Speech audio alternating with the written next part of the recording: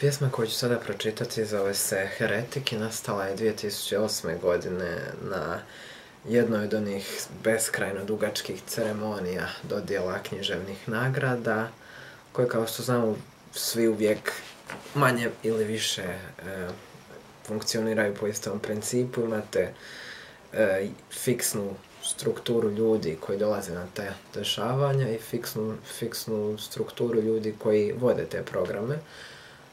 Što znači da se u većini onaj tko onako nedužan i neobaviješten zaluta na takvo dešavanje, mora pripremiti na jednu dugačku verbalnu torturu jezičkim konstrukcijama koje zapravo nemaju nikakvo semantičko zaleđe koje bi vrijedilo čuti ili koje bi bilo, ajmo reći, vodootporno. Srećom sam sa sobom imao ovaj mali notesić, jedan koji nosim uvijek sa sobom, kad se nađem u takvim situacijama da mi dođe neka inspiracija, da momentalno nisam pri tipkovnici. I tako je nastala ova pjesma. Pjesma se zove Heretik. On postavlja pitanja na koja nemaš odgovore, ili ih imaš, ali ne želiš ih čuti. On upire prstom u stvari koje po svaku cijenu moraju ostati skrivene. On je taj koji vidi.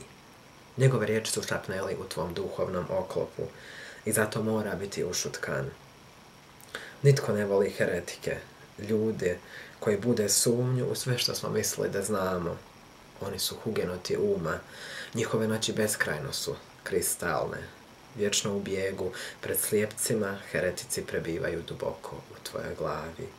Negdje u skrivenom zakutku gdje ne možeš čuti njihovo bolno zavijanje. Ako se, kojim slučajem, taj mali, skriveni heretik uspije probiti na površinu, spremno ćeš ga zatući unaprijed pripremljenim dogmatskim čekićem.